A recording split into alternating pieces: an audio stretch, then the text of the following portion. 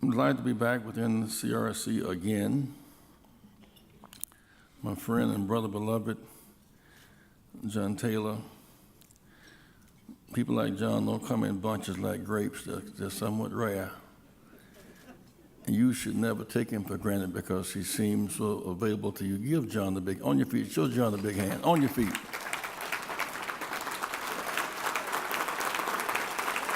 Show your love. Show your love.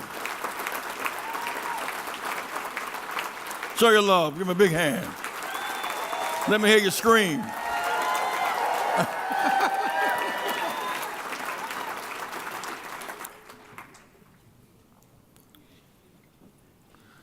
Well, give the banker, Brian, get up. Give the banker some. Give up. Give it up.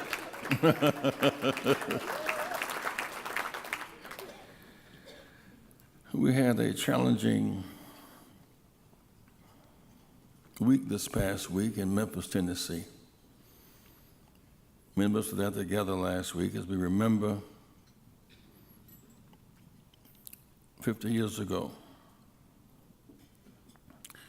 It's fresh up in my mind because I was there in conversation with Dr. King when the bullet pierced his neck and took him away. But don't despair. One bullet cannot stop a movement. Right, not far from the crucifixion to resurrection. New hope and new possibilities. I remember so well not just the trauma of the moment, but the trauma that led to the moment. We met staff meeting that January 15th, his last birth date. We didn't realize it would be his last birth date.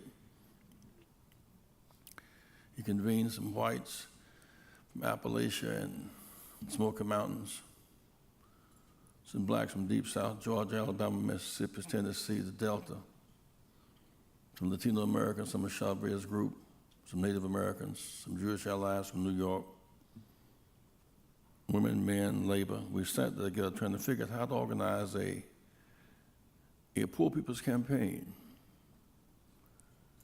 a floor beneath which no one would fall in terms of basic human rights. He was able on that day, as we talked about that morning, how to end poverty as we knew it in a nation capable of doing it, and how to end the war and the excessive spending for killing. That spring, he was attacked viciously. Who would dare challenge a war when people were generating so much money out of the war machine with a false sense of patriotism? The newspapers attacked him. Parties attacked him. Allies attacked him. Moving toward real depression, the burden of leadership. The Friday night before we went to Memphis, we got a call about 10 o'clock at night saying, meet me in Memphis, meet me in Atlanta in the morning in my office. I was not inclined to go because we had the breadbasket meeting the next morning. But I had to go because he said, come.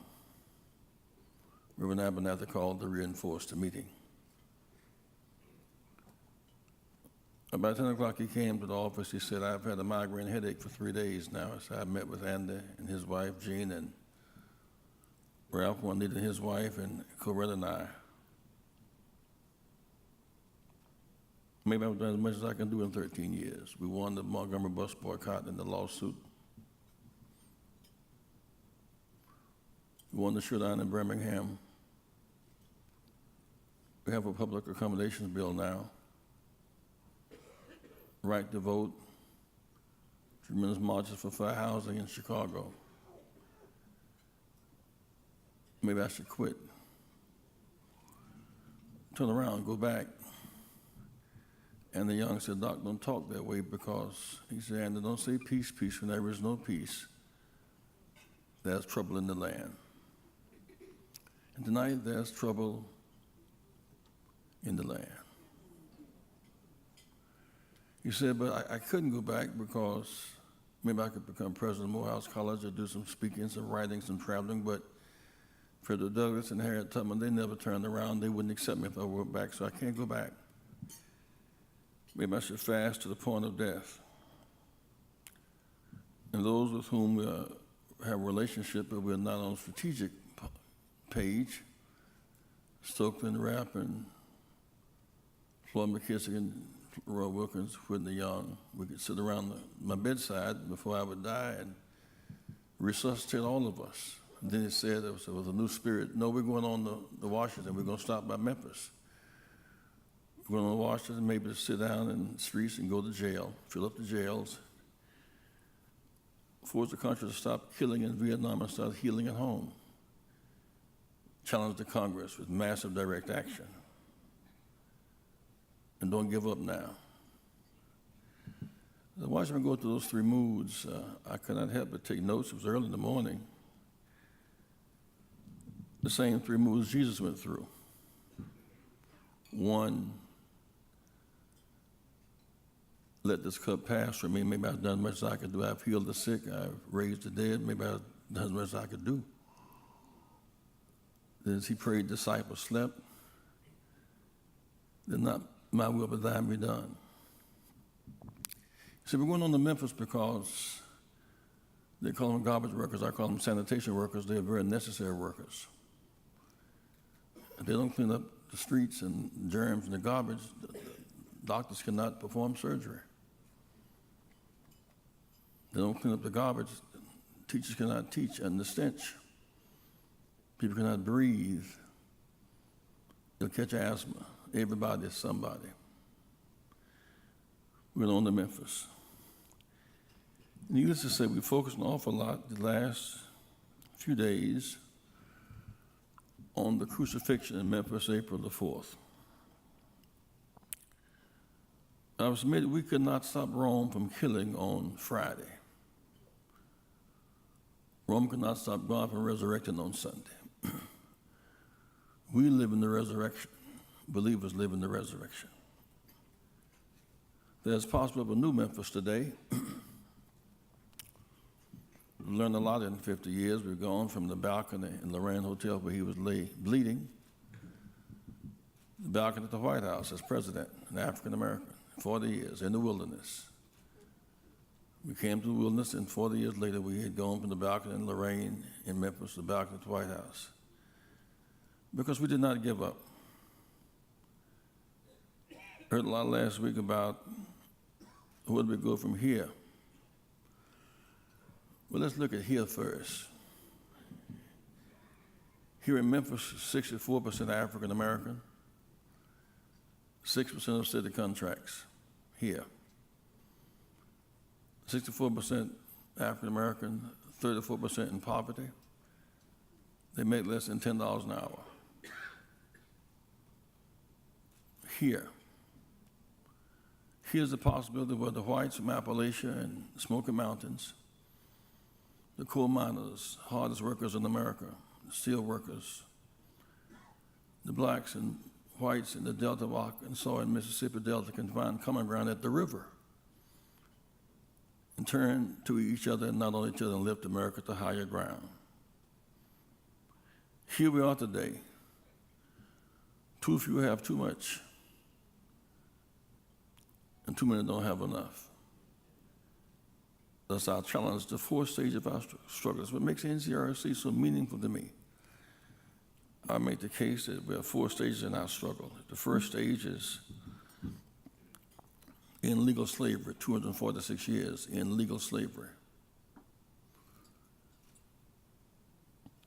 The second stage in legal Jim Crow. 5,000 blacks were lynched without an indictment. Third stage is access to voting. But there was a fourth stage. You could be out of slavery, out of segregation, have the right to vote and be homeless. Beyond slavery and segregation and right to vote is access to a house, capital, investment, industry, technology, and deal flow. Affordable housing is an important and essential human right. It's not yet a constitutional right, but it is a human right, moral and a human right. It becomes our burden to deal with that right tonight. 2001 and 2013 House Joint Resolutions 32, all persons have a right to a decent, safe, sanitary, and affordable house, and they shall not be denied on the bridge by the U.S. of any state. That commitment has not been honored. That's why we have NCRC tonight. Jesus said, as a poor Jew living on occupation, birds have nests, foxes have holes, boll weevil has a home. I have no place to lay my head. Question of homelessness. Chicago in 1967, his last major march was marching for the right to vote. Not merely a house, but learning how to live together. We've survived apart. Our next challenge is to learn how to live together as brothers and sisters. While we're apart, it's normal, but it's not natural. You should be living close to where you work, your choice of topography. We're programmed into segregated housing by race. When Dr. King was marching in Gage Park, John Taylor, a rock hit him in the head in the march. Or an earlier somebody would get up cursing and throw a rock back.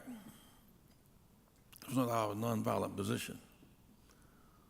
Why did that kid throw that rock and celebrate hitting Dr. King in the head? His parents had told him they're coming to lower the value of our neighborhood. Parents had been told that by the real estate broker. Why could he tell them that? Because politicians had gerrymandered a wall and separated black from white from brown. But no more than that, while the politician gerrymandered, the bankers redlined.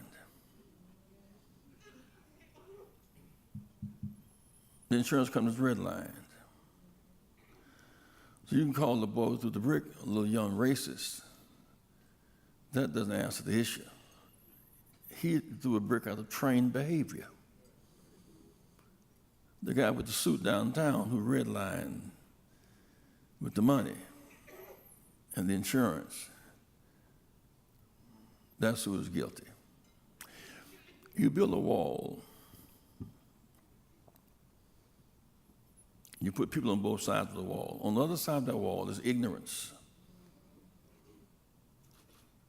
and fear and hatred and violence. I don't know who's on the other side. I'm ignorant of them. I learned to be afraid of them.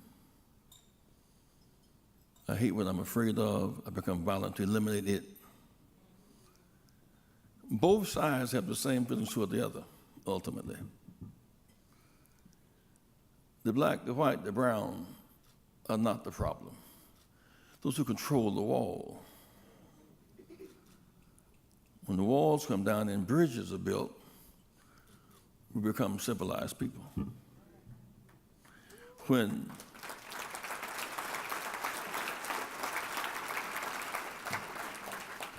even in nature, you put two seeds in the ground of equal strength, water both of them, and put a wall between them. One will grow tall with multiples of fruit. One will be small and stunted, barren fruit. Small is not lesser, the big is not better. The one that had photosynthesis, the one that had light, was able to grow. When walls come down, we all have light. We want to have some light tonight and learn how to live together. A disturbing statement a few days ago, I called John Taylor and I saw it in the New York Times about some of Ben Carson stuff. They've done a study on his housing plan.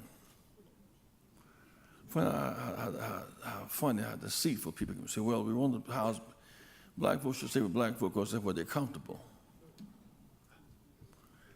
That's a justification for segregated housing. If you live in a district that's 50-50, you can compete for the center, and the winner can relate to both peoples. If it's 70-30, it's stacking and packing. Representation without power. The government must not engage in segregated housing in the name of convenience. He said that he wants to take the word discrimination out of the HUD mission statement. Discrimination hurts everybody. Segregated housing and segregated schools and grocery stores and tax base and views one or the other. Learning how to live together. The Second World War, the government built housing, segregated housing by law.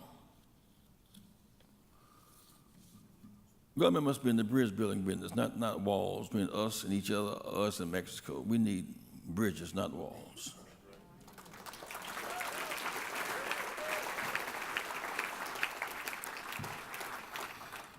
In this world, there are no more foreigners. Languages may be different, but message is the same. You're going to plane tonight at Dulles, one flying to Senegal and one flying to LA, you get there about the same time. One across the mountains, one across the pond. Today's science. See where you are right now, look in your hand, you can look at the whole world right in the palm of your hand. In this world, there are no more foreigners. So why should we learn to accept the vices of separate living? A few days ago, I saw a football game. There was a game between the Georgia Bulldogs and the Crimson Tide. The annual big football game. The ultimate college game. And they filled up the stadium in Atlanta. George Wallace on one side in the graveyard saying, you can't come in my school. Lester Maddox in another graveyard saying, I'll use an axe handle to keep him coming in my school. Dr. King down the street in the crypt, a few blocks away. These young people had learned to live together. They could only be the best they could be by learning to live together. They practiced together. They played together. They lived on the one huddle. You couldn't have a white huddle and a black huddle. It was all over. The guy who won the ball game was Hawaiian. He wasn't black, not white. He was somewhere.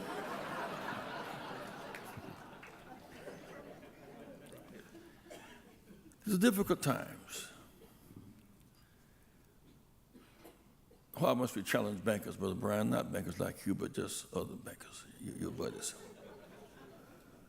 We've begun to build houses, and our source of wealth. The banks targeted, steered, and clustered homes. Blacks lost $1 trillion. Our first business was our house. Whites, $5 trillion. Worse than that, the banks took us, then they went down with us. But the banks wrote a 2-page proposal. I need help.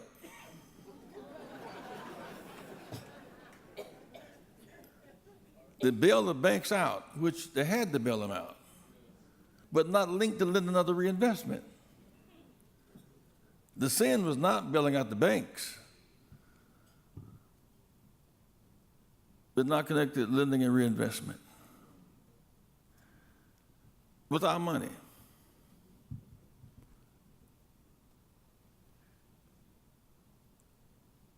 There's a tug of war for the soul of America tonight. Should we go forward by hope and healing, or backwards by hurt and hate? What choices do we make tonight? woman over Secretary of Education, Ms. DeVos. Never been to a PTA meeting. She has a plan.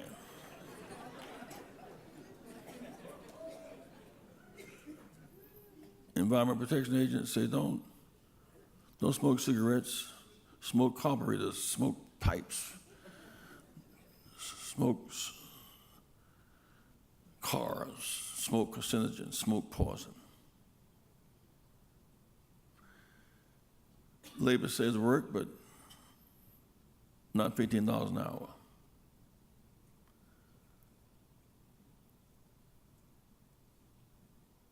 But what makes America great is the right to fight for the right. That's why we must hold on to our hope and don't give up. We're challenging Kroger tonight across the country because they're taking stores out there in the city. We don't leave the option to buy the store once they take it. They can go on. Seniors can't catch up with them for their medicine. Can't catch up with them for whole and decent foods, healthy foods. So we're challenging them to come back to the table. That's what the NCRC is. Ultimately, our mission is to turn to each other, leave the streets and go to a bargaining table, to be civil in our behavior. What makes America great is the right to fight for the right. Politics is dark in the country tonight. President on the low-hanging cloud of suspicion. Government incompetent. War drum beating. And it's not funny when the nation fails, because if we're in the car, this is going over the cliff, they ain't gonna push no eject button for us. Our government must succeed. Our government must succeed. It also must honor its mission, its purpose, its higher principles. This land is our land. This land is made for you and made for me. We need each other. None of us can do without the other. We need each other. So I watched an interesting trend the last few weeks or months. In spite of the darkness, the political hour is dark, but the morning really does come. It's the election in New Jersey. Progressive became governor, the African-American lieutenant governor. Of course, we voted. Struggle in Virginia between the Confederate stature and progressive American flag, and we won. Struggle in Alabama, Roy Moore and Trump, progressive, and we won. Because Dr. King bequeathed to us some tools. The vote. No one has earned the right to do less than their best and expect the best.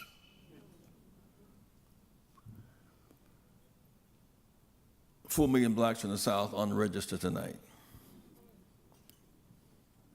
2.5 million who registered didn't vote last election. Price we paid for doing less than your best. 4 million high school seniors, 17 now, be 18 by November, they can vote this year. The most 17 and 18, and they're 71 to 81. They can vote tonight. A lot of people who would vote, John, can't read and write. We have to think to the details of this struggle. I ran for the president, my grandmother was not going to vote for me. Not because she didn't love me, but she couldn't read and write. She had to make an X. But she couldn't read what to make the X by. But everyone has the right to take somebody in the booth with them. So everybody has the right to take someone in the booth with them. No one should have an impediment to voting and have their vote to count. I asked a few people the other day, I said, with all the poverty in Memphis,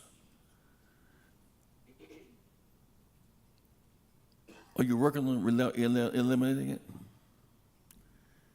You know, if you spend more than you have and vote less than you have, you're working on a poverty plan. So if I spend more than I have and vote less than I have, I'm working on a poverty plan.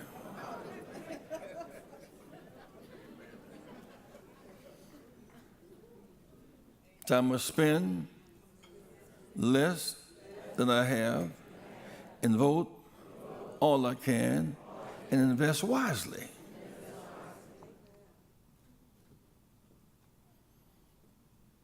Capital needs a brain. All the presidents own the dollars had brain, but they did. So you are the brain. I'll just fly out the window. So if I don't think, my money will fly out the window. Good news is, I can think, I can vote, I can build a coalition, I can love, and I can care. What strikes me as exceptional about John as a person, frankly, we talk a lot and say a lot, but a lot of people go to big universities, Boston University and Harvard, and some go all the way up to North Carolina, A&T, go all the way up to the ladder. Or down to Morehouse, something like that. People care that you know. I went to the big school. I have the law degree. People care that you know, but they really want to know that you care. So caring matters. John Taylor cares. He puts his brain and character in perfect synchronization. He makes things happen. There's no organization like yours in America tonight. We need you as never before. As we fight for a government that represents us, this year, we'll protect ourselves, the new Congress, House, and Senate, and there's a blank space for another job.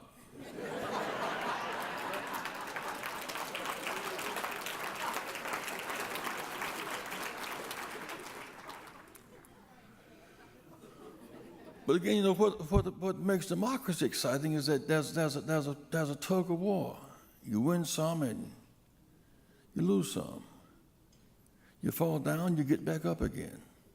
So I fall down, I get back up again, because the ground is no place for a champion. And so I rise, and so I rise, and so I rise. I will have my home. My neighbors will have their home. Birds have nests. Foxes have holes. I will have a home that I own. Put your hands together.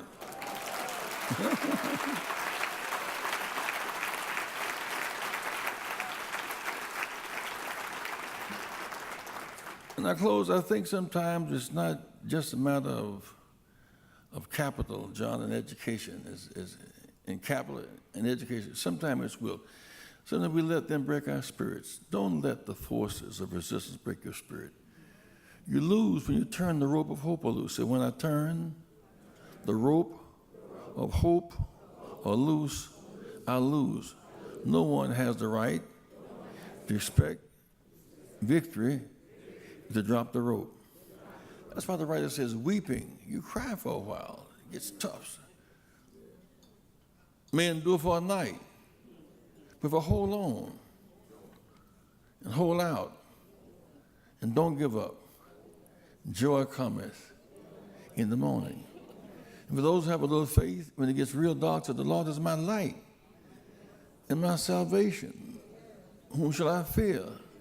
The Lord is the strength of my life.